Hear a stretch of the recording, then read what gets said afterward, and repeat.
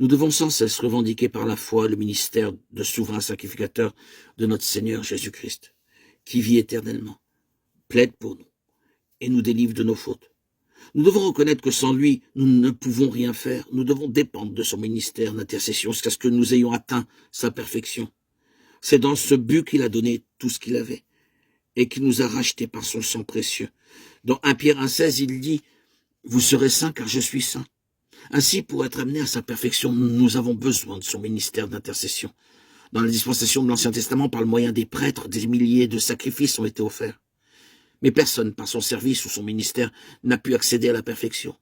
Car la loi n'a rien amené à la perfection. Hébreux 7, 19. Ces sacrifices n'étaient qu'une ombre du sacrifice parfait du Seigneur Jésus, lesquels célèbrent un culte image et ombre des choses célestes selon que Moïse en fut divinement averti lorsqu'il allait construire le tabernacle. Et soin lui fut-il dit de faire tout d'après le modèle qui t'a été montré sur la montagne. Melchisédek, en tant que prêtre du Dieu Très-Haut, est apparu à Abraham, et il lui a apporté une nourriture céleste qui l'a fortifié à l'heure de la tentation. Mais il n'a pas pu l'aider à parvenir à la perfection.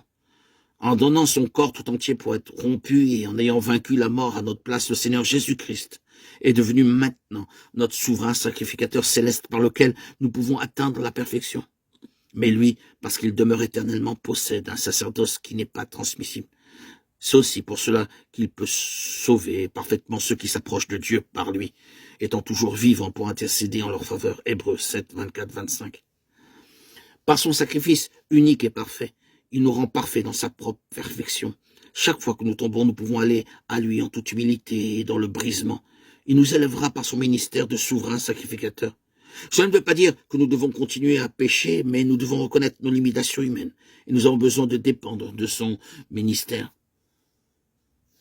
Nous le constatons tous avec nos forces propres. Nous essayons toujours de surmonter nos épreuves, nos tentations. Mais c'est l'échec. Nous nous rendons compte de notre extrême faiblesse, de nos failles, de nos fissures, de notre fragilité.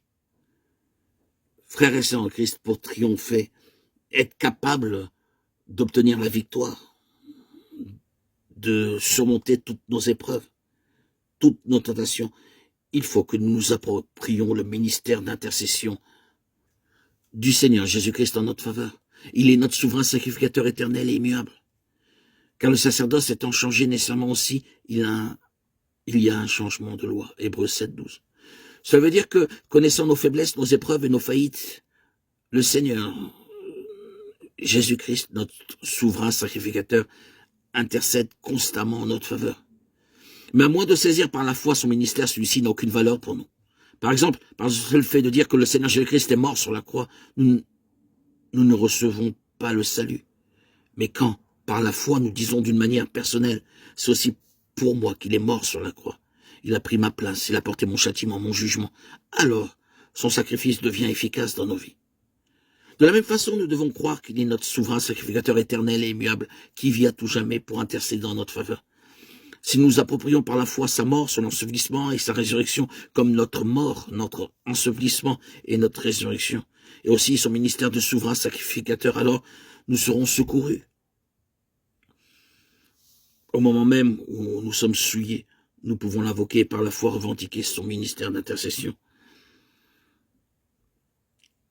Nous devons continuer à avancer et nous devons reconnaître nos limitations humaines et reconnaître que nous devons dépendre de son ministère.